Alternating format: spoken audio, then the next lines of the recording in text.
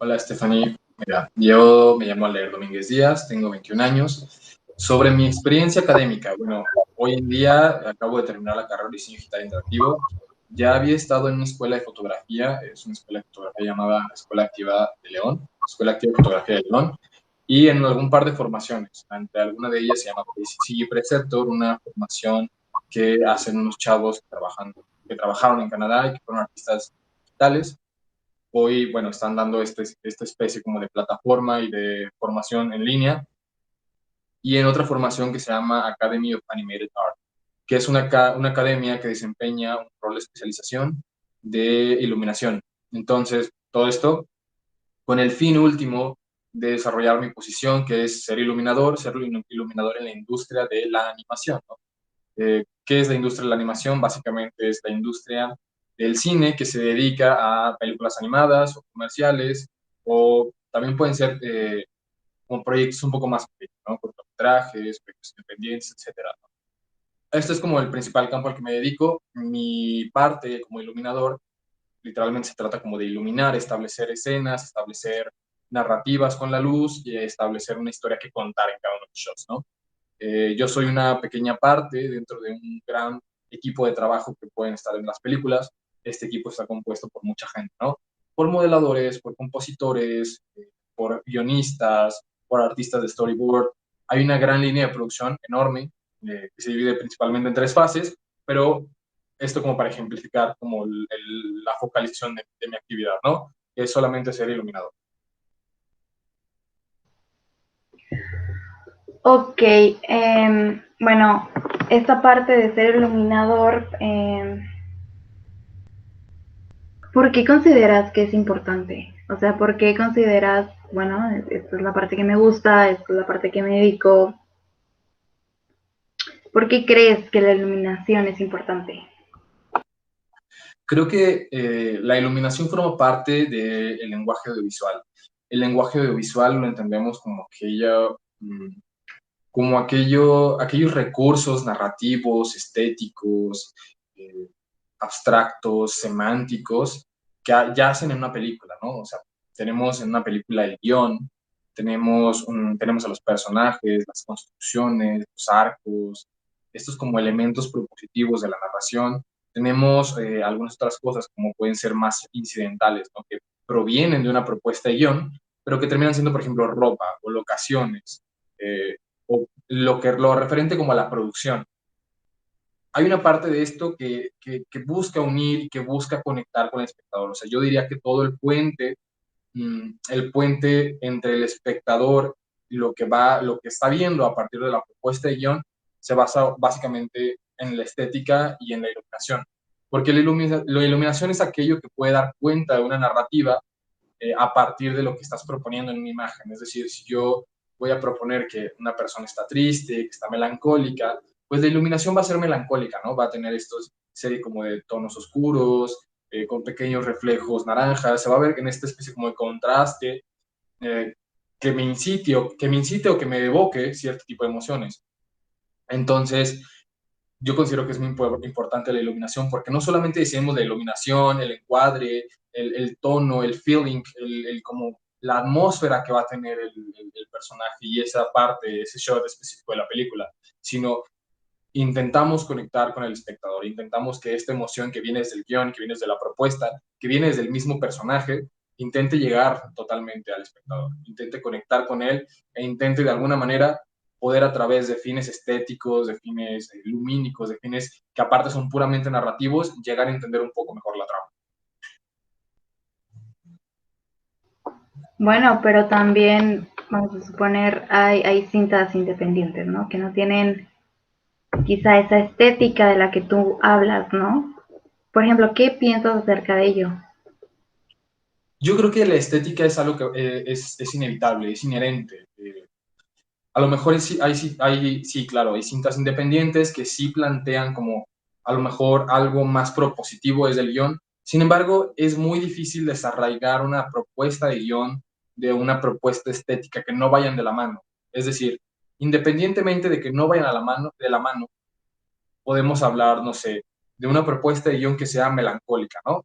Si yo tengo una propuesta de guión melancólica y luego lo represento en un lugar muy feliz, con mucha alegría, va a haber como una disonancia, va a haber una discordancia entre estas dos ideas.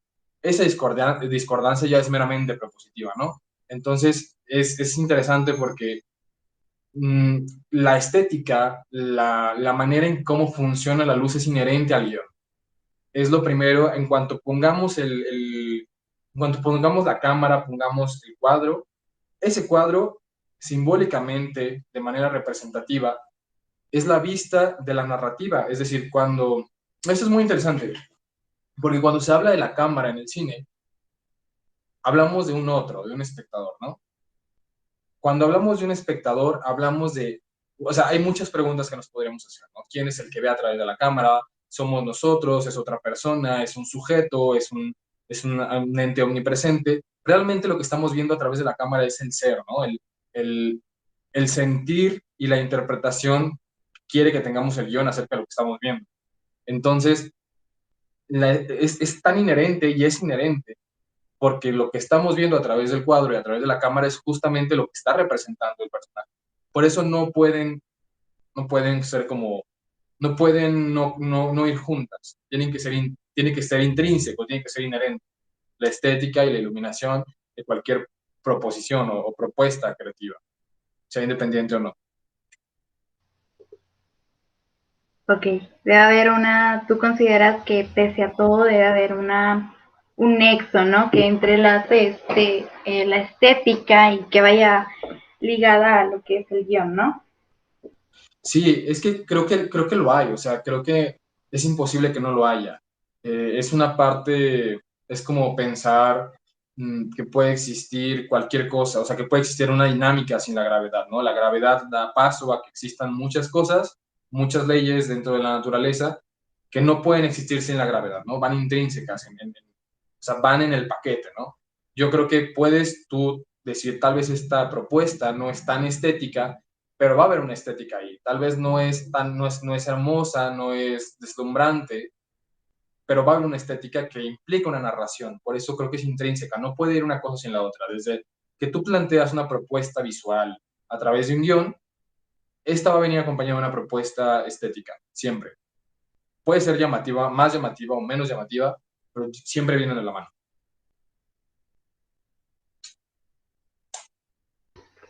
Um, por ejemplo, hay películas, vamos a poner la película esta de Cuarón, me parece, la de blanco y negro, no sé si te acuerdas cómo se llama. Roma. ¿Cómo? Roma. Sí, Roma. Uh, ¿Qué piensas? O sea, ¿qué piensas sobre eso? La primera vez que lo viste, supongo que sí lo viste, ¿no? ¿Qué Uh-huh. pensaste? ¿Qué pensaste de este aspecto que era en blanco y negro y cómo se desarrolló la historia? Roma es súper interesante porque cumple con unas cuestiones narrativas impecables. En primera instancia, la película se llama Roma porque nos traslada a un momento histórico de la vida de Cuarón, que es un momento en el que él nace en una casa en la colonia Roma, en la Ciudad de México. eh, y entonces hay una técnica muy importante, que es, sí, cuando Cuarón nace ya empezaba a ver un poco de película de color, empezaba a ver un poco de avances tecnológicos en cuanto a la fotografía, pero mayormente se utilizaba cinta, se utilizaba celulosa, que es la película fotosensible para poder capturar imágenes que se utilizaban antes, ¿no? Era el llamado rollo. Entonces él cuando graba Roma hace algo increíble, que es decir, no vamos a grabarla con sensores digitales, vamos a usar una hibridación entre película de celulosa y algunas tomas con sensores digitales. Entonces, todo Roma está grabado en la colonia donde él creció, con un estilo atemporal, o más bien temporalmente postrado, donde él creció, y aparte grabado con los recursos que existían cuando él creció. Entonces, cuando vemos la estética de Roma, realmente estamos viendo la estética temporal y narrativa que Cuarón nos quiere mostrar. O sea, estamos viendo el grano dentro de la película tal cual como se veía en esos años. Estamos viendo la exposición, el balance, o sea, no hay colores como tal, pero hay un balance entre los diferentes tonos de grises, de blancos y negros, que son o tienden a ser muy parecidos a los que se acostumbraban en ese momento en el que, bueno, se desarrolla temporalmente la película. Entonces, cuando hablamos de la estética de Roma, estamos hablando de que hay una narración visual y una narración estética tan comprometida con la historia que incluso permea a la manera de elaborar la película. Es decir, Cuarón pudo haber dicho, vamos a hacer esto con una cámara digital, ¿no? Y ya está. Eso no hubiera sido igual de auténtico, eso no hubiera dotado a la película de este feeling o esta plástica que se nota dentro de la película, dentro de la celulosa, dentro del grano, que sí te traslada a una visión completamente acertada de cómo era la imagen en esos momentos. Entonces, es increíble lo que hizo Cuarón, porque sí se compromete con la estética y se compromete con la narrativa. Claro, pero por ejemplo, a algunas personas les puede parecer un poco complejo, ¿no? Tú lo entiendes desde un punto de vista en el que tienes el contexto claro, ¿no? De lo que estaba pasando. Por ejemplo, yo cuando la vi, yo no tenía contexto ni siquiera de por qué había hecho la película, tal vez fue mi error, pero cuando la vi así a ciegas, ¿no? Entonces, yo pensé, sinceramente, que lo estaba tratando de hacer demasiado culto, o sea, demasiado interesante, Pretencioso. ¿no? Sí, ajá. Entonces, bueno, o sea, ¿consideras que es complejo tal vez para las personas como yo, súper ignorantes, que podamos entender este tipo de historias, de películas? Yo considero que no, porque las películas tienen una doble función, es decir, sí, hay cosas significativas y simbólicas para las personas que trabajan detrás de las películas, no se diga para los actores o los directores, hay cosas bien importantes y bien simbólicas y con mucha carga emocional, pero al final lo que tú quieres con una película no es que la gente entienda eh, lo que es la película para ti, ¿no? Quieres que tú plasmes, proyectes una propuesta narrativa a partir de los elementos estéticos. Es decir, tú podrías o tendrías que llegar al punto de conclusión, de proyección de la narrativa que plantea Cuarón, con o sin contexto, ¿no? Porque aparte el contexto es de un momento, es decir, se supieron muchas cosas de la película de Roma, porque en el contexto ameritaba que muchas noticias estuvieran saliendo o que muchos análisis en ese momento salieran. Pero una película no es de un momento, una película perdura en el tiempo, perdura, bueno, hasta que no te acuerdas de ella, ¿no? Entonces, pasan y pasan y pasan los años y el contexto no va a estar ahí. Sin embargo, lo que sí va a estar es una narrativa, un planteamiento estético, un planteamiento visual, un planteamiento sonoro que se compromete y que de alguna manera es el que estaba pensado desde la propuesta, desde el guión. A lo mejor no vamos a saber todo este backup de las cosas que se hicieron y que pasaron, pero tú al ver la película tienes que llegar a un punto, y ese es el punto al que Cuarón quiere que llegues, ¿no? Independientemente del tiempo en el que lo estás viendo, o independientemente de la información que tengas antes de la película. Así es. De acuerdo. Ah, ¿qué piensas sobre el término arte? Yo creo que el término arte es un término bastante complejo hoy en día porque explora diferentes escenarios, ¿no? Justamente el término arte ha venido resignificando muchas cosas y digo, es una gran responsabilidad definirlo porque implica, implica entender cómo, cómo el término puede volverse versátil, puede volverse mutable. Mm, No digo que lo entienda perfecto, pero puedo expresar lo que para mí es arte. A partir de cierto momento se rompen los cánones estéticos tradicionales a partir de los 1900 y empiezan diferentes sismos. Estos sismos plantean nuevas formas de hacer arte que tenían que romper con lo que venían haciendo tantos años atrás, porque aquello que se venía haciendo tantos años atrás pertenecía a un grupo muy cerrado, a un grupo de pensamiento muy específico, a una raza burguesa muy específica. Y entonces estas nuevas formas de hacer arte toman o retoman un punto, porque ya venía hablándose un poco más atrás de este punto, por ahí, por ejemplo, antes del Renacimiento ya venía tocándose un poco qué era lo que el arte buscaba, ¿no? Lo retoman y lo exploran de una manera muy interesante, que es el arte tiene que hacerte sentir algo. Entonces, vamos a buscar la representación estética de los sentimientos, vamos a plasmar los sentimientos. Y entonces tienes cosas como el abstraccionismo, que literalmente es una representación, una proyección de lo que son los sentimientos. Eh, en muchas ocasiones, ¿no? También puede haber abstraccionismo figurativo, abstraccionismo geométrico, que siempre van como de la mano del ser y de lo que se siente ser, ¿no? De lo que debería sentirse ser. Es decir, si yo quiero plasmar por medio del abstraccionismo geométrico como Kandinsky el dolor, voy a buscar ciertos métodos compositivos que busquen plasmar una estética de cómo se sentiría el dolor. Bajo esa premisa y esa ruptura a partir del siglo pasado, para mí, yo creo que el arte tomó una diversificación increíble, que es no necesitar tener un medio formal para poder hacer arte, siempre y cuando estés como de la mano de otra cosa, que es poder sentir, poder transmitir algo. Es decir, ya no necesitas a lo mejor un cuadro y un pincel, ya no necesitas una libreta, ya no necesitas una escultura. Necesitas poder hacer algo que de alguna manera proyecte un sentimiento importante y un sentimiento propositivo. Propositivo, ¿a qué me refiero con propuesta?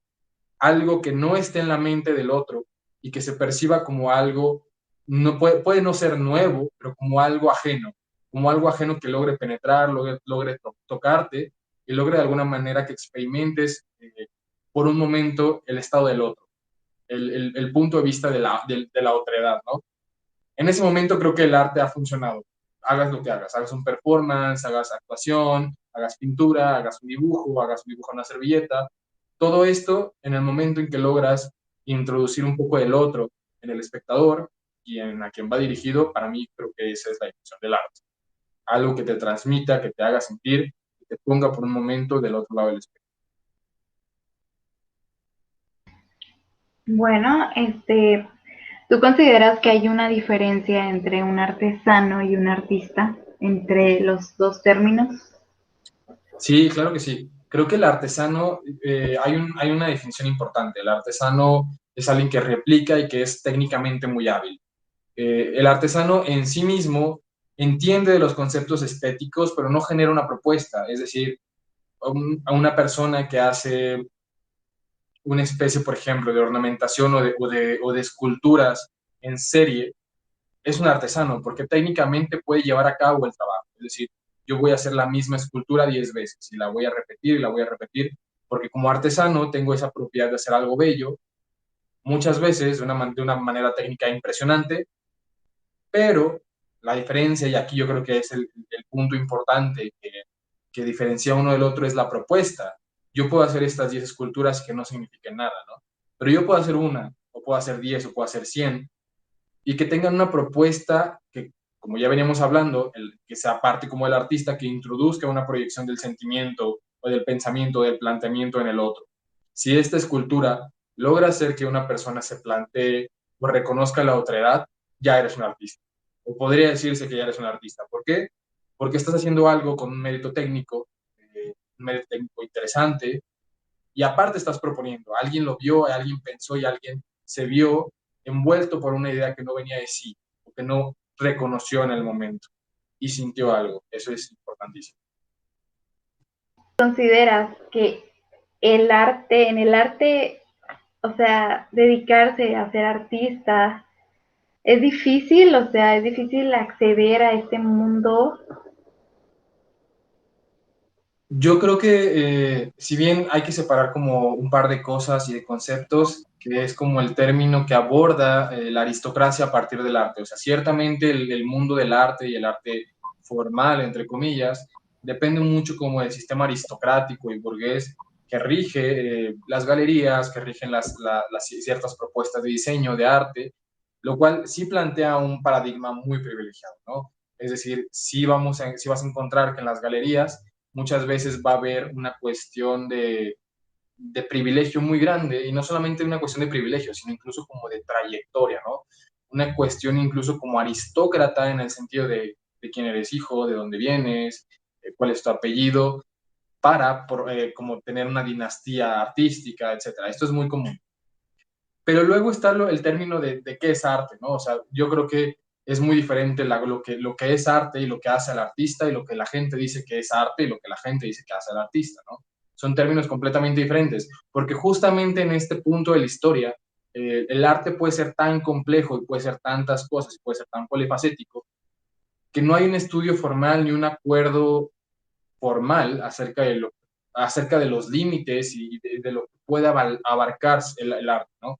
Es decir, mmm, hay límites borrosos para entender qué es artístico y qué no es artístico. Yo planteo un límite que es la propuesta, porque esto no es aristócrata, no es burgués. Es decir, una propuesta puede plantearse desde una idea y una idea que se mire desde otro lugar.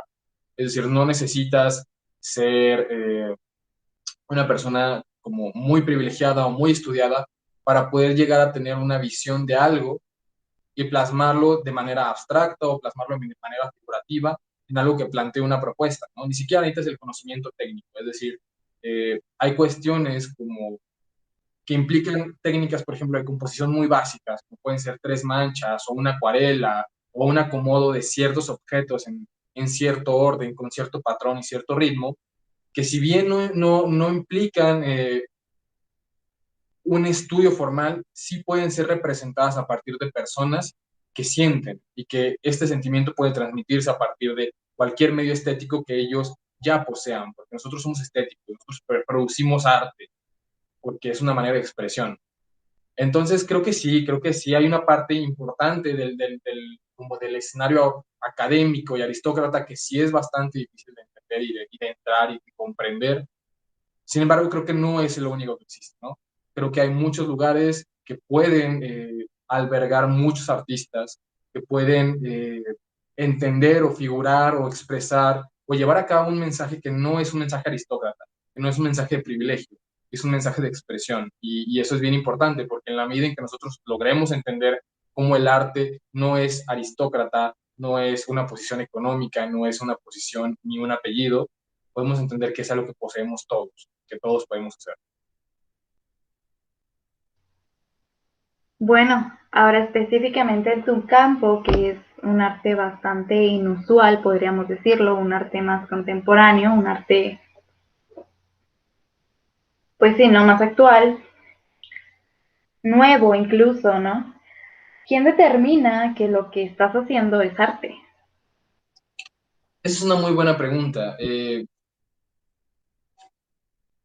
Esta pregunta es interesante porque a mí no me gusta la palabra arte con mayúsculas si únicamente estás replicando un trabajo de guión. Es decir, si a mí me dicen tienes que dibujar tal cosa y voy y lo dibujo, no estoy siendo un artista, estoy siendo un artesano. Estoy siendo un artesano. ¿Por qué? Porque me están dando algo, me están dando una maqueta y voy y la pongo y la hago, ¿no? Técnicamente estoy haciendo como el trabajo técnico.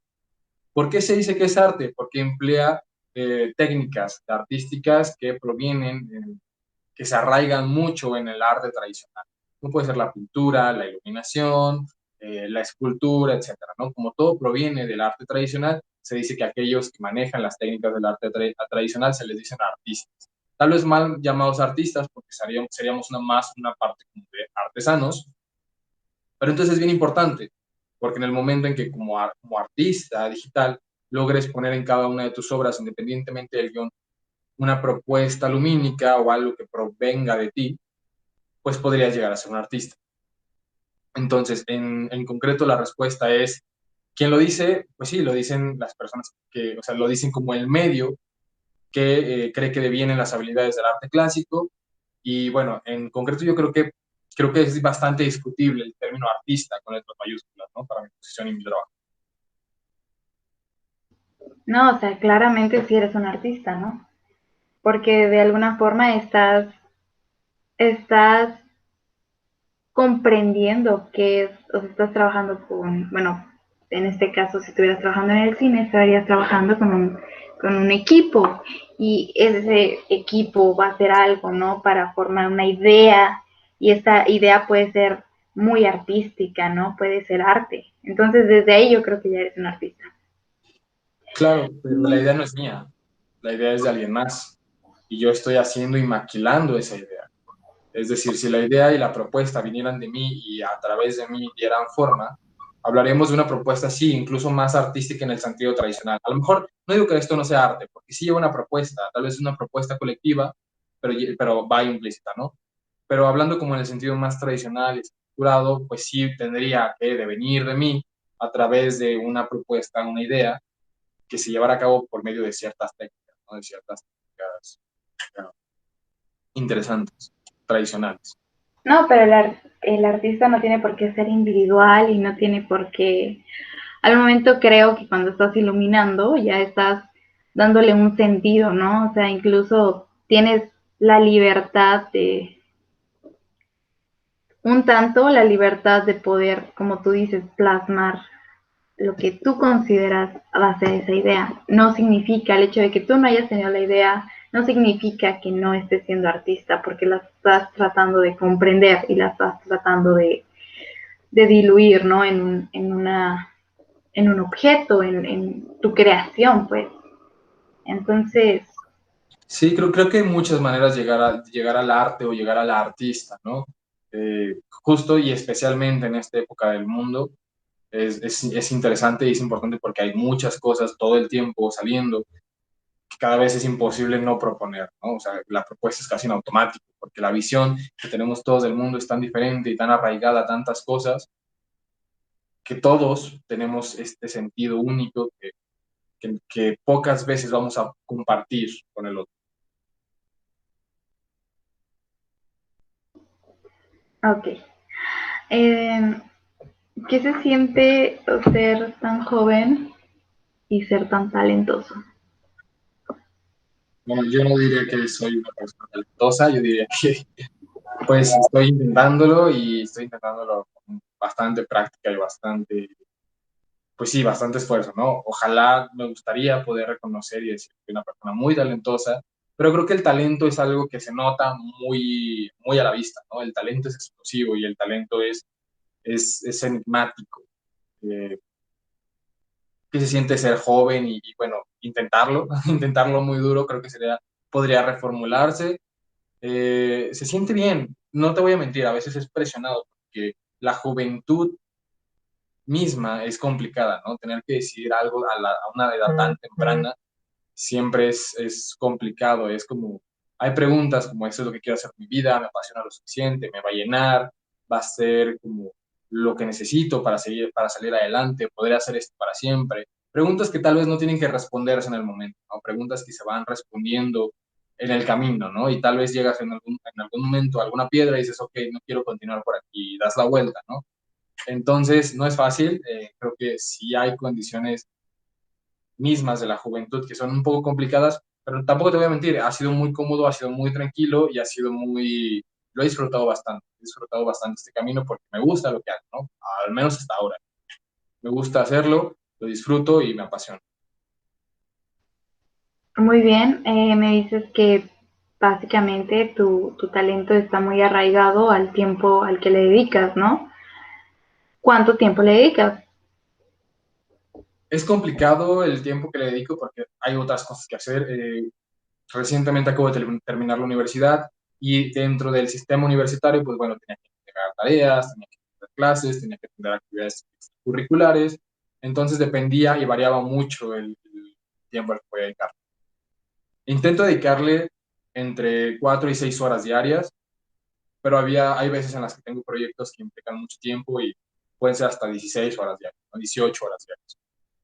Proyectos un poco más grandes en los que sé que aprendo mucho, pero en los que tengo que tener mucho tiempo también para desarrollarlos. Entonces, pues ahora sí que no es nada del otro mundo, ¿no? La práctica te va a hacer mejorar. Mientras más practiques, mientras más horas pases sentado en la silla, más avances vas a ver en tu calidad y en tu desempeño y en tu arte.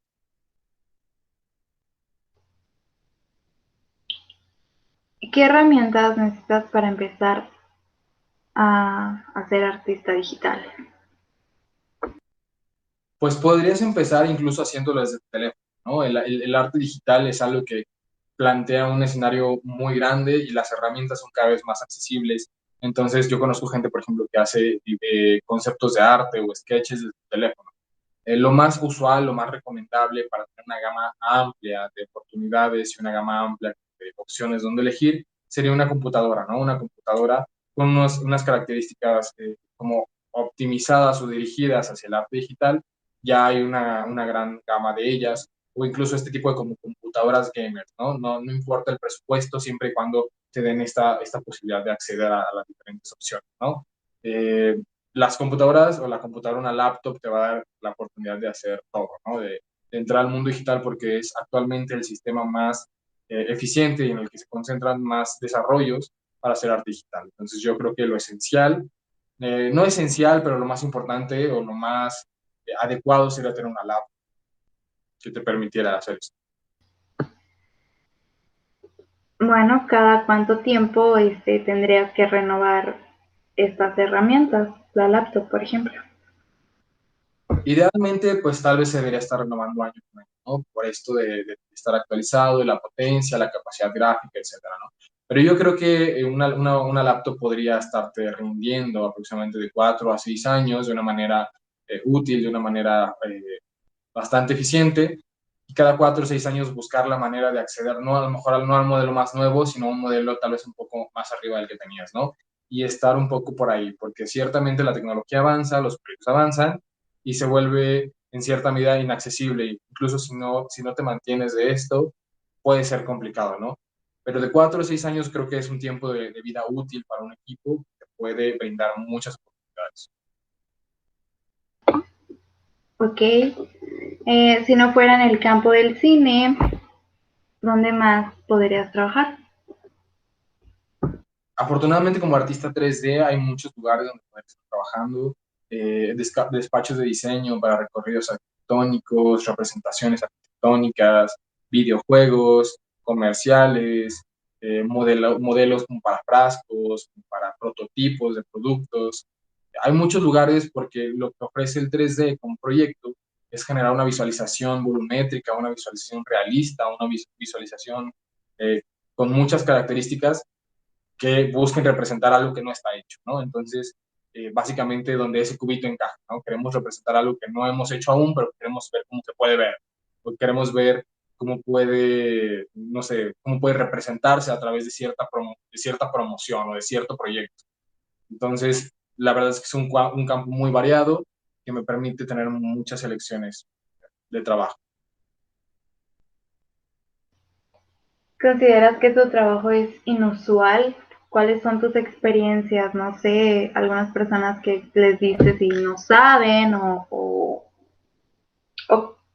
¿cómo crees que ven tu trabajo algunas personas que no conocen este campo?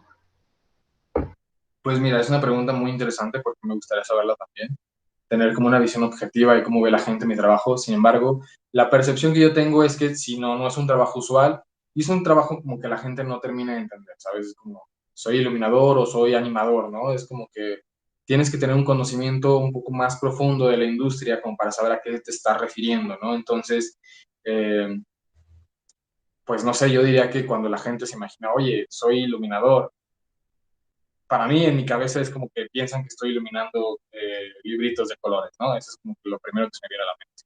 Creo que sí no hay una visión muy objetiva de lo que implica el trabajo y que no es usual. Últimamente, en los últimos años, se ha retomado bastante atención a este tipo de profesiones. Se le ha dado más importancia y se le ha dado más luz para poder darles este como spot, este punto de vista importante en las producciones y valorar a los artistas, pero aún no se tiene una visión muy clara. Entonces, es complicado. Exactamente, ¿no? O sea, en México este trabajo no sé si esté muy fomentado. ¿Qué consideras tú? Creo que no está fomentado. En general, las artes en México no están muy fomentadas, pero hablando del diseño digital o de los artistas 3D, creo que cada vez hay más cosas, ¿no? Cada vez veo, por ejemplo, más anuncios de programas de preparación o de desarrollo del gobierno para enseñarle a los jóvenes a programar, a los jóvenes a modelar, a los jóvenes a crear texturas.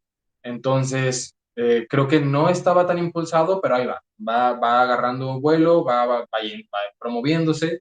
Entonces, poco a poco vamos a empezar a ver cómo este trabajo se vuelve un poco más común. Y eso es importante porque va a hacer que la industria crezca y que aquí en México pueda hacer una actividad y un trabajo bien remunerado. Bueno, también me has dicho que te piensas ir a Canadá, ¿no? Para Así seguir es. estudiando.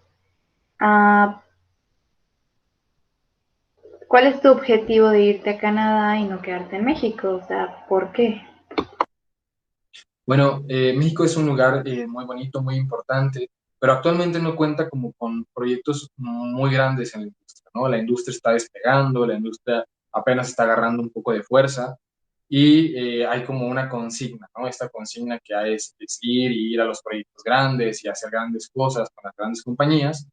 Esto como con dos fines, ¿no? El primer fin es que evidentemente son proyectos que me llaman la atención y en los que me encantaría trabajar, como pueden ser Avengers o Capitana Marvel, ¿no? Las siguientes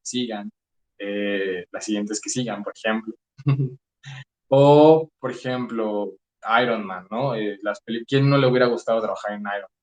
¿Quién no le hubiera gustado trabajar en WandaVision, por ejemplo? Entonces, son proyectos que son muy ambiciosos, que definitivamente a uno como fan de los cómics, como fan de la ciencia ficción, nos llaman y que vamos para allá corriendo, ¿no? Es que yo quiero hacer Iron Man, ¿no? Es que yo quiero hacer a Wolverine, yo quiero hacer a mis personajes con los que yo soñaba de niño, ¿no? Esto por un lado, esto por el lado de que son increíbles y que son proyectos que te llaman mucho la atención. La otra es una consigna como esta consigna mexicana, ¿no? De vamos a triunfar, vamos a demostrar que se puede hacer bien, para después traer la industria aquí, ¿no? Porque si algo es doloroso de partir, es tener que dejar a tu familia, tener que dejar muchas cosas, tener que dejar a tu país, ¿no? Este proceso como de migración tan importante que mueve muchas cosas dentro. Entonces, la segunda consigna de por qué ir y tener que hacerlo bien y tener que ir a demostrar que los mexicanos podemos, que los mexicanos tenemos ese valor de hacer las cosas bien, es demostrar que aquí se puede, que se puede hacer muy bien, que se puede hacer con una calidad increíble por un precio justo, ¿no? Por un precio de lo que los artistas valen, ¿no? Que aquí es un lugar donde se pueden hacer bien las cosas, pero también no se tiene que respetar al artista. Entonces, esa es la consigna de por qué irme y no quedarme.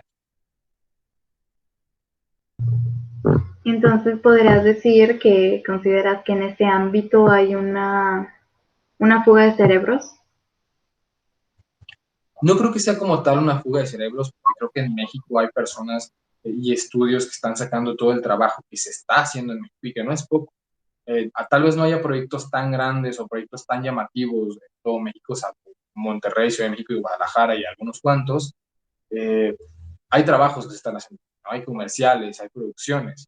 Y creo que hay muchos cerebros y mucha gente muy talentosa que se está quedando aquí para agarrar estas oportunidades y desarrollarlas y explotarlas. Entonces, creo que no es una fuga de cerebros como tal, es gente que hemos tenido suerte para alcanzar estas oportunidades y que ahora que tenemos estas oportunidades tenemos la responsabilidad de aprovecharlas y hacerlas.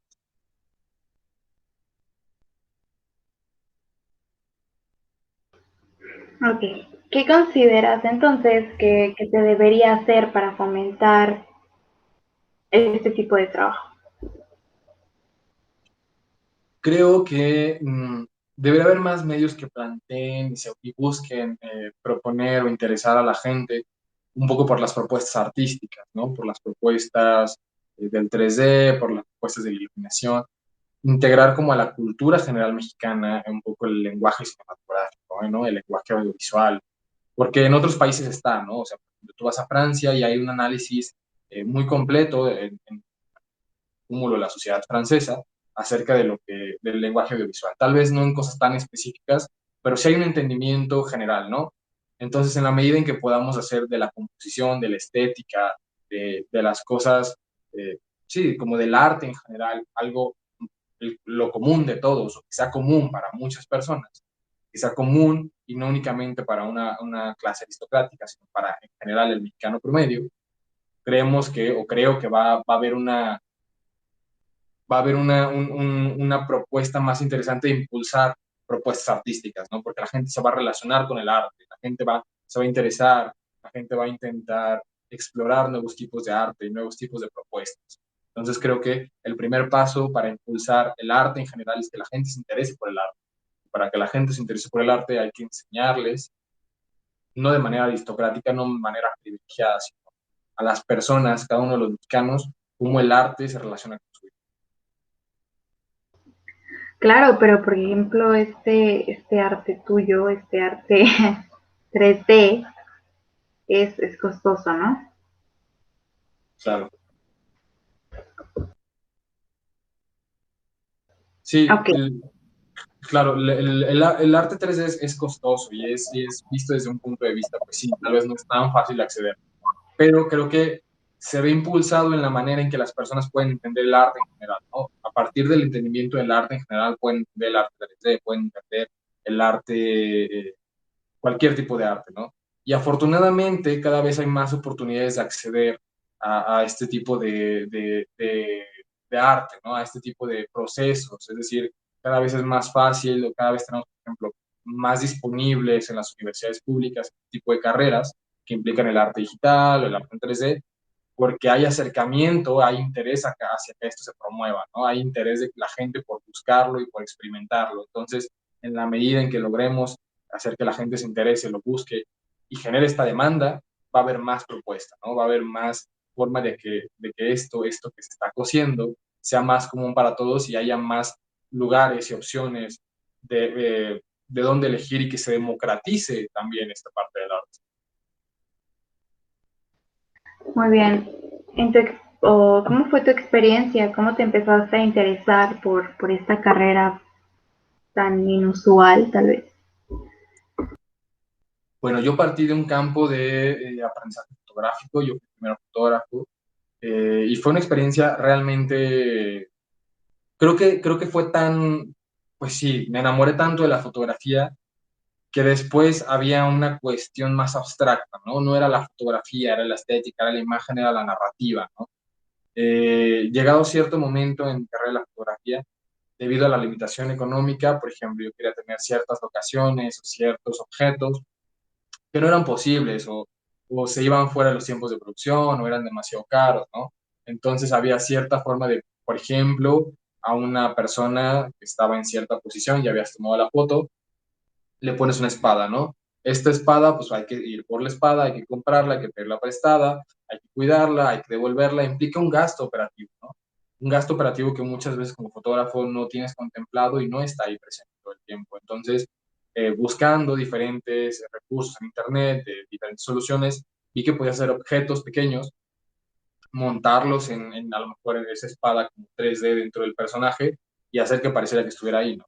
Poco a poco, más bien fui retomando como la imagen en general, la estética y la propuesta antes de la cámara per se, ¿no? Entonces ahora, pues me gusta decir que hago fotos sin cámara, ¿no? Porque sigue siendo el principio fotográfico, sigue siendo la luz, sigue siendo la representación narrativa, pero ya no viene un medio análogo, ¿no? Ya no viene de una cámara incluso, viene como de la representación de la imagen en sí. Entonces, creo que encontrarme con el 3D ha sido muy fructífero y muy, muy feliz porque primero tuve un trasfondo fotográfico que me enseñó a amar la fotografía, ¿no? A amar la imagen. También está esta parte, ¿no? Que no sabes dibujar, ¿cierto? Así es, no sé. ¿Qué relación encuentras el dibujo y el arte digital? O si no encuentras ninguna, prácticamente. El dibujo es una arte clásica, ¿no? El dibujo, hay ciertas artes clásicas que se consideran importantes porque son aquellos principios de experimentación de las cosas. Es decir, un artista que dibuja tiene una concepción del espacio, una concepción de la luz, de la sombra. Un artista que esculpe tiene una concepción del volumen, de las texturas, o sea, cada una de las artes clásicas te va proviendo de ciertas habilidades que te sirven en general en el arte, ¿no? Y que combinadas unas con otras, puedes tener diferentes resultados. Por eso encontramos que Miguel Ángel eh, hacía muchas cosas, ¿no? Que Da Vinci hacía muchas cosas todo el tiempo, era ingeniero, era escultor, era pintor, todo el tiempo estaba como practicando nuevas cosas porque hay algo que funciona y que es pasar a través de la experiencia de hacer las cosas para poder entender las cosas, ¿no? Alguien que dibuja entiende la volumetría y entiende la luz. Y entonces está muy relacionado todo esto clásico con el arte moderno y con el arte digital, porque de alguna manera es la evolución de ese arte, ¿no? Afortunadamente el arte digital nos ha dado la posibilidad de no tener que llegar a la excelencia en este tipo de cosas para poder generar resultados interesantes. Es decir, yo no sé dibujar, pero he pasado por el proceso de entender cómo se dibuja, ¿no? He pasado por el proceso de entender la volumetría, el color, el degradado, el grafito, la plástica del grafito, para así llegar a eso, ¿no? A entender, a pasarlo por la experiencia y luego utilizarlo, tal vez no como si lo dominara al 100%, pero sí en gran medida como un concepto a las obras que utilizo o las obras que plasmo. Entonces, eh, creo que actualmente ese es un beneficio que te da el arte digital. No necesitas dominar todas las artes clásicas, no necesitas dominar todas las técnicas. Tal vez sí necesitarías, o sería bueno que pasaras y aprendieras y entendieras cómo estas aportan algo relevante al arte que estás haciendo, pero te ofrece este mundo de posibilidades el arte. No tener que siempre dominar todas las técnicas, sino poder ir uniendo un pedacito de esto y un pedacito de esto otro para poder llegar a generar algo realmente. Muy bien. Respecto a esto, ah, debes saber pues ciertos principios, ¿no? De cómo se mueve la luz, de la dirección de la luz sobre un objeto y cómo esta luz recae en el objeto, ¿no? Tengo entendido que debes saber. Mm, ¿Hay algo más técnico? O sea, tienes que saber, no sé, física, tienes que saber... ¿Qué tienes que saber específicamente para saber cómo vas a iluminar? Porque es lo que haces, ¿no? La luz tiene estos dos como campos, ¿no? Es un puesto, específicamente el puesto de lighter, es un puesto técnico-artístico. La parte artística se refiere como a esta onda de narrativa y de propuesta y de guión y de cómo expresar sentimientos con la luz. Y la parte técnica ciertamente es un poco más amplia, ¿no? La amplitud de esta parte se refiere a muchas cosas. Ciertamente hay que entender un poco de física, ¿no? Tampoco hay que ser un físico cuántico, ni un físico óptico, ni nada. Hay que entender un poco de cómo se mueven los fotones, cómo funciona la luz, cómo se dispersa la luz, un poco de energía también, ¿no? Hay ciertas reglas a la hora de iluminar una fuente de luz, cómo se propaga, cuál es su intensidad, su suavidad, etcétera, ¿no? Pero tampoco hay que ser como un físico completo para entender cómo esta puede trabajar. Mucho es experimentar, mucho es llegar a conocer la luz, es como si fuera un líquido, o sea, tú en la medida en que manipulas el agua a lo largo de tu vida te das cuenta cómo el agua se comporta, ¿no? Y ahora te puedo decir, ¿qué haces si pones la mano y la levantas dentro de una tina, ¿no? Y ya dices, bueno, pues se va a escurrir entre los dedos, va a gotear, etcétera, van a quedar pequeñas gotas. Pues es un poco de lo mismo, ¿no? En la medida en que tú vas trabajando con la luz, vas aprendiendo cómo ésta se comporta, se va quedando un poco en tu mente. Adicional a eso, bueno, hay que entender algunas cosas también, sobre todo para la industria de la animación, en cuanto a computadoras, capacidad de procesamiento, cómo los motores de render funcionan, una serie de cosas que van más enfocado como al ámbito técnico. Pero en general, sí hay una parte técnica muy importante, pero no siento que sea la parte más importante. Creo que la parte más importante definitivamente es la narrativa, y de esto puedes ir avanzando, y de esto puedes ir aprendiendo poco a poco. Pero en la medida en que tú narrativamente puedas ser mejor, creo que tienes las de ganar 1000 veces.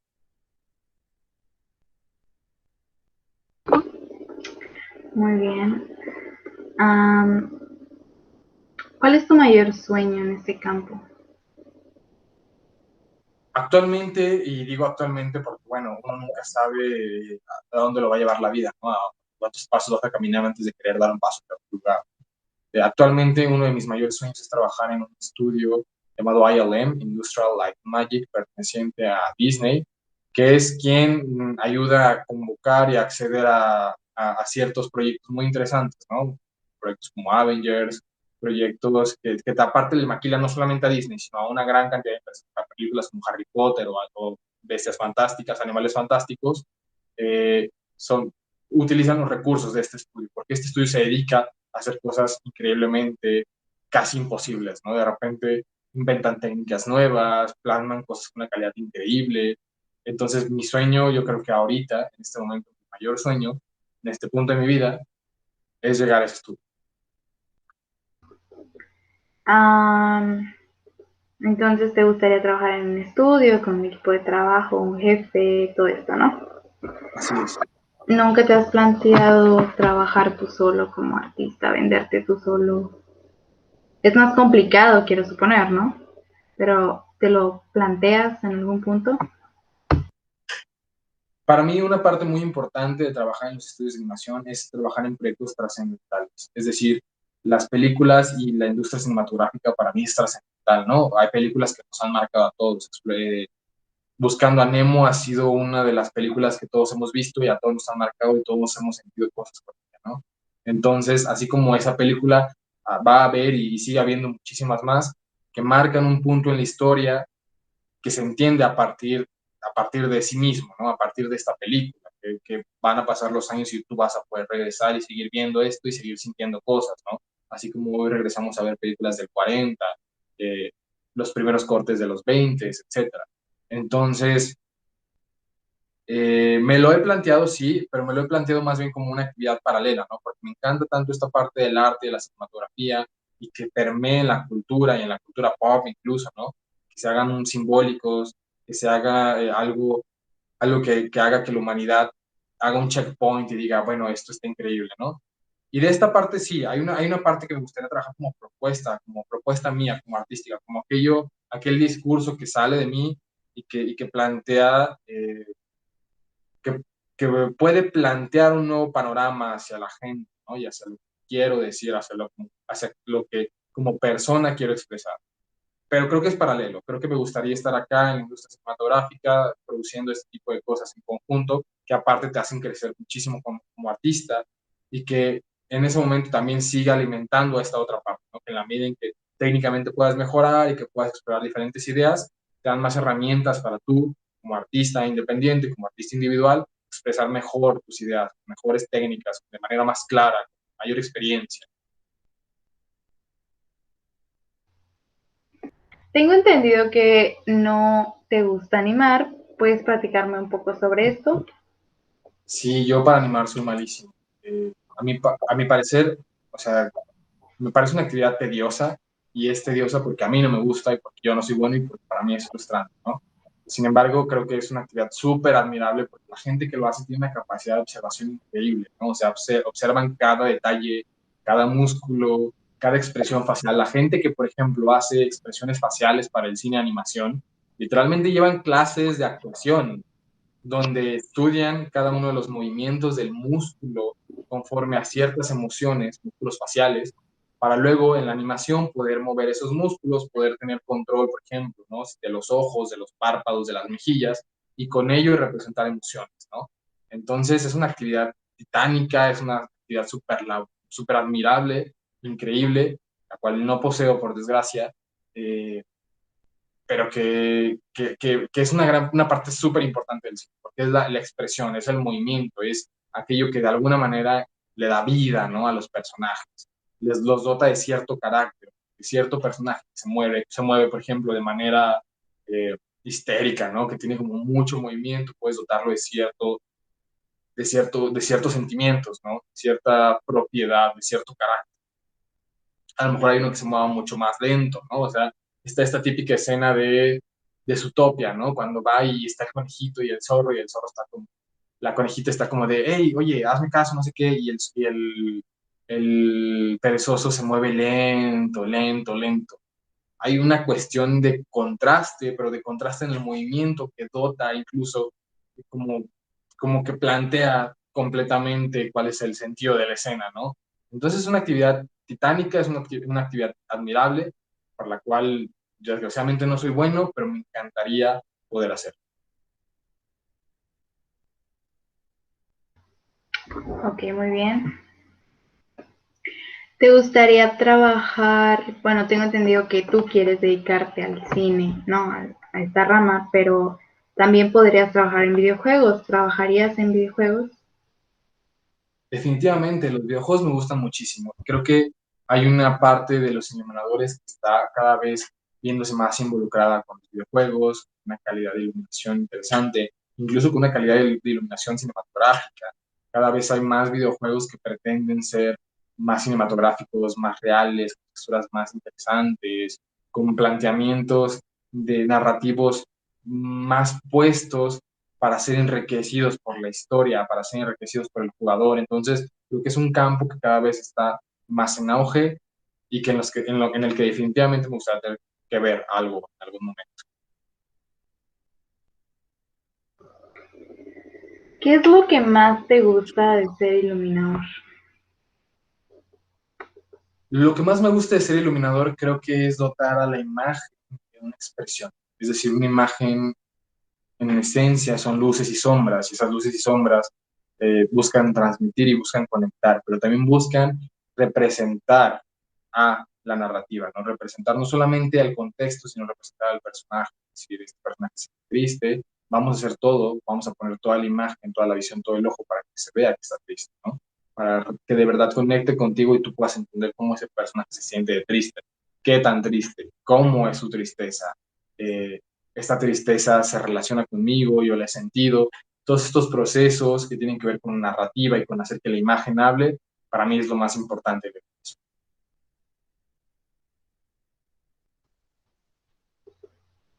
Ok.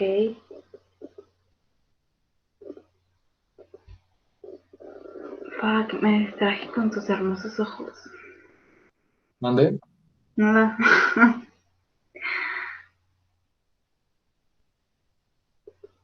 eh, ¿Cómo has visto el panorama con tus compañeros respecto a quedarse en México o irse? Es una decisión importante. Creo que en la medida de lo posible la gente que tiene la oportunidad y evidentemente el privilegio intenta irse, ¿no? Intenta buscar nuevos horizontes, porque de nuevo está esta consigna, querer traer a México otra vez, pagar la deuda, ¿no? Que tenemos con la gente que nos ha apoyado, con la gente que está aquí sacando el trabajo que se hace en México. Y sí, en efecto, he visto que hay mucha tendencia a irse y buscar nuevas oportunidades. Es decir, tengo un amigo que se va a Corea, tengo otra amiga que está buscando oportunidades en España, etcétera, ¿no? Hay mucha gente que está buscando oportunidades para adquirir ese conocimiento y de alguna manera probarse en la industria, probarse en la industria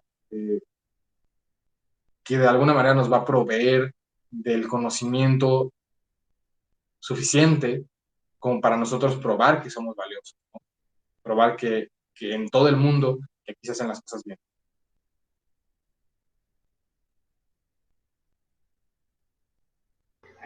Ok, muy bien. Yo tengo entendido que cada artista tiene un estilo propio, ¿no? Hay algo que los caracteriza y yo creo que es algo muy común, es algo no común, pero debería ser así, ¿no? En un artista. Eh, ¿Tú cómo ves tu propio arte, no? O sea, ¿tiene un estilo definido o crees que apenas lo estás buscando, apenas lo estás encontrando o más o menos ya puedes decir, bueno, es que este es mi estilo? Claro. Yo creo que tengo un estilo, creo que apenas estoy buscando mi estilo, creo que no lo he terminado de encontrar y estoy todavía en la búsqueda de él. Esta búsqueda yo creo que se va a llevar a cabo en los próximos años de una manera más constante, de una manera más eficaz, de una manera más trabajada, para poder dar con él, ¿no? Para poder dar con él no solamente a través de, como de la experimentación y la proposición, sino a través de rebotar ideas contigo mismo, ¿no? El proceso del estilo del artista no solamente tiene que ver con un proceso técnico, tiene que ver con un proceso mental, con un proceso de evolución y de madurez. Entonces, sí es muy común que al menos en el arte y los proyectos personales de los artistas podamos ver una representación muy clara de su personalidad. Eh, Porque de alguna manera son una abstracción de la misma, ¿no? Son una abstracción del gusto y de la estética que se relacionan intencionalmente con las emociones más presentes dentro de los artistas. Entonces, creo que no lo encuentro todavía, creo que estoy en proceso de encontrarlo y creo que llegará, espero, en los próximos años. ¿Consideras que un artista digital como tú debería ser versátil, es decir, tener que adaptarse a ciertos estilos, ciertas cosas, ¿no? Que te exijan, ¿no? ¿O consideras que un artista digital debe defender esta parte suya, ¿no? Esta parte tan personal que es su estilo? ¿Cuál de las dos crees? ¿O debe haber un punto, ¿no? De un balance o qué? ¿Qué consideras tú? Creo que hay ambas, ¿no? Hay ambas. Tienes que tener una versatilidad para atender como la uniformidad de un proyecto y de la propuesta estética de un proyecto. Es decir, cuando trabajas en una película hay una uniformidad en el arte. y esta uniformidad o sea, tienes que poderla desarrollar, tienes que poder emularla, ¿no? Por otro lado, también hay artistas que tienen un estilo tan único y tan bonito, tan propio, tan propositivo, que se van al otro lado y es como, bueno, queremos ese artista porque ese artista creemos que puede tener todos los elementos compositivos y estéticos que son los que queremos representar, ¿no? Entonces, creo que ambas vertientes son buenas, válidas y ambas vertientes se gustan. Hay que desarrollar ambas. Claro, porque pueden incluso contratarte por ti, ¿no? Como individuo, como artista, como, bueno, es que me gusta su arte, lo quiero, ¿no? Así es.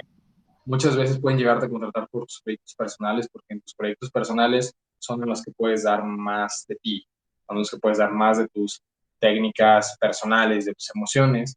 Y bueno, muchas veces empatan con proyectos que ya existen, con proyectos que buscan representar lo mismo. Entonces sí, ambos escenarios suceden muy a menudo. Muy bien. Yo considero que si tienes un estilo un poco definido, no sé, quizás tú pienses que no, pero yo podría identificarlo. Entonces, base a esto, um, ¿cómo manejas tú entonces tus proyectos personales? O sea, si tratas de enfocarte en esculpir este estilo o tratas mejor de ser un artista completo, entre comillas, ¿no? Un artista que pueda funcionar en cualquier parte, un artista que sea versátil, ¿no? Como hablamos. Estoy en proceso justo ahora de hacer una preparación, o sea, creo que se trabaja en paralelo. Estoy haciendo una preparación en lo que yo consideraría mi fuerte, que es la iluminación. Sin embargo, sé y reconozco que hay muchas cosas que atender la escultura, ¿no? Yo no soy una persona muy buena esculpiendo, pero intento esculpir muy seguido para dotarme de esas capacidades y ser un artista más completo. En el momento en que tenga que utilizar el recurso de la escultura, poder sacarlo de manera satisfactoria, ¿no? Estas habilidades tienen que trabajar de manera paralela. Justo hay una división de puestos que son puestos específicos como iluminador y luego hay un puesto que se llama generalista en la industria. El puesto de generalista habla de una persona que tiene un perfil muy amplio. Puede atender cualquier campo, puede atender texturas, puede atender modelado, puede atender iluminación, todo como de una manera muy amplia. Entonces, creo que se trabaja en paralelo. Sí tienes que dedicarle a tu fuerte, tienes que entrenar como los deportistas, ¿no? Tienes que entrenar tu mano fuerte, tu pie fuerte, tu tiro fuerte, eh, pero también tienes que entrenar lo demás. Tienes que saber moverte, tienes que saber correr, tienes que tener como un promedio de habilidades bastante alto y aparte fortalecer mucho lo que sabes que haces bien. ¿Consideras que el artista debería excluirse un poco de otros? Es decir, algunos escritores, por ejemplo, lo que hacían es que se sumían en una soledad infinita, ¿no? O sea, me voy a ir porque necesito dar todo de mí y ser yo auténticamente, ¿no? Claro. También hay personas que conozco que pueden trabajar solas e intentan no, pues, contaminarse de otros artistas. ¿Tú consideras que en este trabajo tú al menos haces eso o lo intentarías hacer o qué piensas sobre esta actividad? Bien, yo pienso que yo como individuo, como tal, sería bastante complicado saber o proponer o pensar en cosas que nos lleven al arte sin tomar referencias de lo que ya se ha vivido. Es decir, aparentemente y en diferentes ocasiones todo es una referencia de otra cosa, ¿no? Cuando hablamos de la ciencia ficción, todo son referencias de cosas que van evolucionando, que se plantean como premisas y que estas premisas se llevan hasta sus máximas consecuencias, ¿no? Hasta sus últimas consecuencias.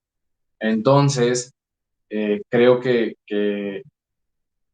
yo no podría ser el artista que soy hoy si no estuviera siempre empapado de un montón de referencias, un montón de cosas todo el tiempo que me permitieran a mí crecer como artista y tomar el conocimiento de personas que ya lo hicieron antes que yo y que yo puedo retomar, sabes que esto está increíble de este artista, me gustó y me siento identificado, creo que voy a hacerlo un poco mío, ¿no? Voy a hacer esta parte un poco mía y esta otra y esta otra. Y a partir de ello y un poco las premisas que yo quiera seguir y proponer, es que va a surgir algo nuevo.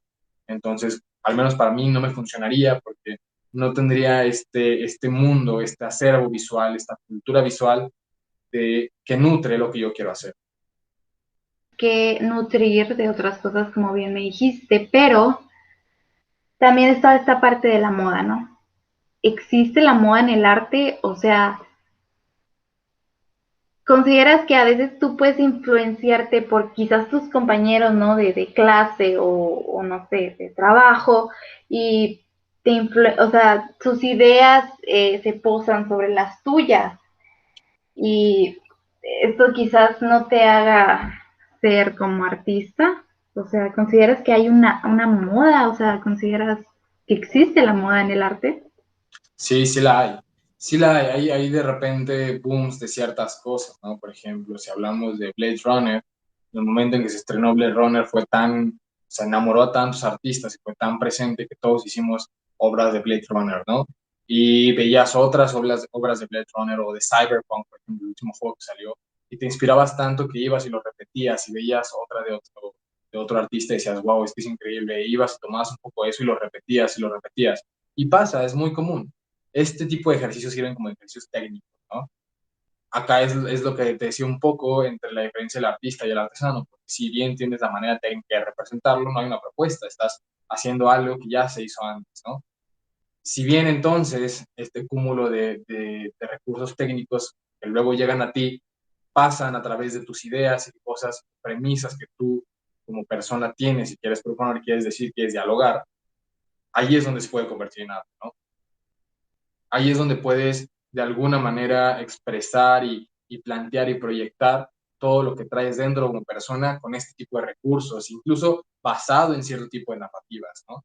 Pero sí, existe esta moda, se da muy seguido y es, yo diría que es incluso benéfico, ¿no? Porque sí te permite estar apasionado de algo, sentir esa pasión y entrenar con esa pasión. Es como, es como ver la última pelea del Canelo, ¿no? Tú eres boxeador, ves la última pelea del Canelo, te sientes tan enamorado del deporte y de cómo, de su rendimiento, de su atletismo, de su forma de pelear, y vas y peleas pensando en eso, ¿no? A lo mejor vas a copiar un poco su estilo y te gusta tirar así, ya está, pero vas a pensar y vas a mejorar en la medida que puedas estar apasionado por eso. Entonces funciona un poco de esta manera. Muy bien. Mira, ahorita estoy viendo un poco de tus trabajos y hay algo muy peculiar en la forma, bueno, yo no sé, así que te lo estoy diciendo desde un punto de vista totalmente ignorante.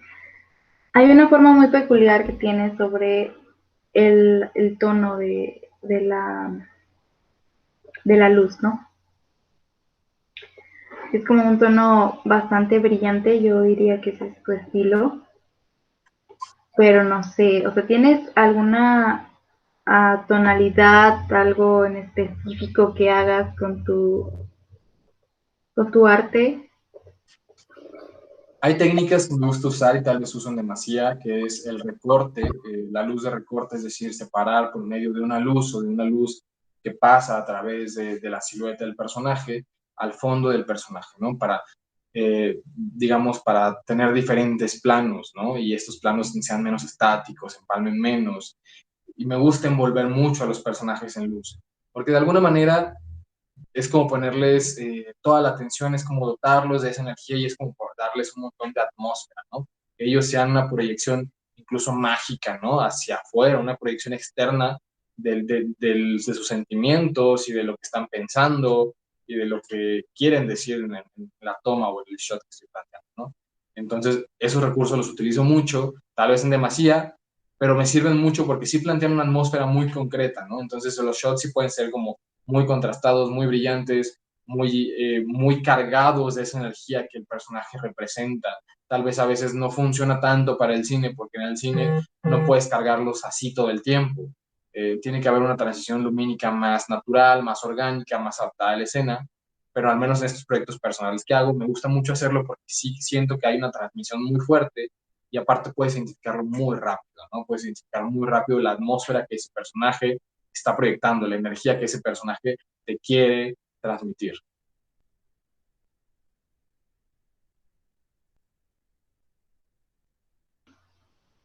Ok. También está esta parte.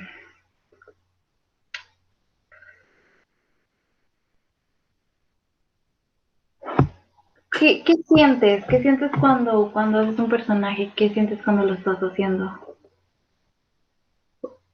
¿Qué siento cuando estoy haciendo un personaje?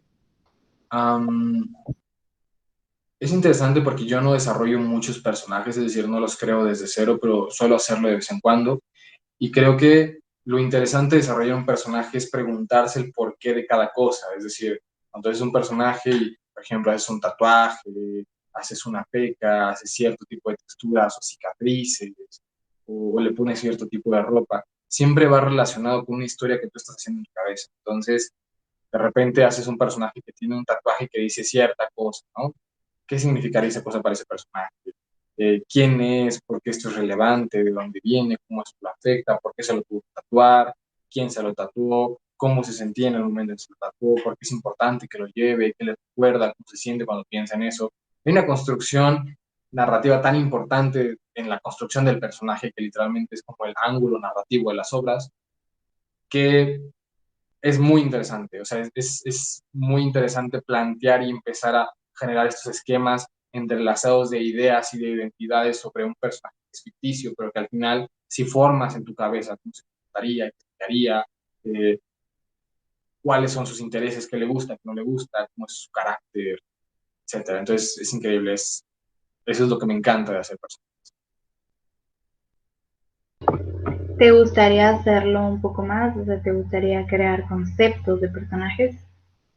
Sí, definitivamente. Me gustaría pasar más tiempo estudiando el concepto de personajes para poder entender esta narrativa mejor y para poder mejorar como esta manera de relacionarme orgánicamente con la creación de un personaje, ¿no? No es fácil, es una actividad que implica mucho recurso narrativo y mucho cuestionamiento todo el tiempo, ¿no? Y definitivamente me gustaría seguirlo haciendo más, seguirlo practicando en la industria e incluso en algún momento tal vez proponer un personaje que sea relevante para una historia o una producción cinematográfica importante. ¿Qué beneficio mental, emocional encuentras en tu trabajo? Que es algo muy expresivo. Definitivamente es muy, muy interesante esto, pero a veces traes una idea o traes, te sientes molesto, te sientes ansioso, llegas, te pones a dibujar, te pones a hacer alguna pieza, algún shot, y es como si esa ansiedad o esa enojo, esa emoción que traes por ahí, como un poco atorada, que no sabes bien identificar y que no sabes bien cómo darle forma, se proyectara, volcara hacia el arte y boom, saliera, ¿no? Es como esta especie, tal vez un poco cliché, de es que traigo algo atorado y lo voy a volcar, lo voy a poner en un arte, lo voy a poner en una pieza de arte, ¿no? Porque tal vez el arte está naciendo. No digo que el arte nazca tal cual, no creo que sea tan así, pero creo que sí hay una proyección enérgica bien importante cuando estás haciendo algo que implica arte, ¿no? Cuando estás haciendo algo que los artistas sienten, lo proyectas, esa proyección va a ser importante, va a ser algo que, alguna idea que por ahí me traías atorada, alguna idea que por ahí no te deja estar en paz. Entonces la vas a ver plasmada y eso te libera mucho, deja tu mente muy tranquila y descansas bastante. Entonces, para mí ese es el beneficio y como el beneficio mental más importante del arte.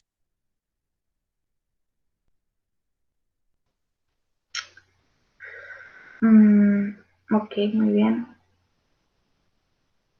¿Qué piensas sobre irte a Canadá? O sea, ¿qué sientes? Pues siento nervios, o sea, es un proceso difícil, es un proceso en el que hay que dejar a la familia, hay que dejar la comida, hay que dejar el país, hay que dejar a los amigos, hay que dejar tantas cosas para ir a desarraigarse y probar cosas nuevas, conocer gente nueva, dejar el idioma para empezar a hablar un idioma diferente. Entonces creo que definitivamente pues sí, es una experiencia, no es una experiencia sencilla, pero creo que es una experiencia muy, muy increíble, ¿no? Una experiencia que te permite tener una visión del mundo más amplia y que, bueno, tiene cosas buenas como cosas malas, ¿no? Eh, no te voy a mentir, son más emocionantes las cosas buenas y siempre van a estar ahí como que llamando más atención y moviendo más cosas dentro de sí, pero también las cosas que se quedan, las cosas que extrañamos y las cosas que tendemos a recordar con tanta melancolía, son aquellas que nos motivan a seguir. Entonces, pues da mucho nervio, pero ahí vamos, haciendo las cosas que podemos.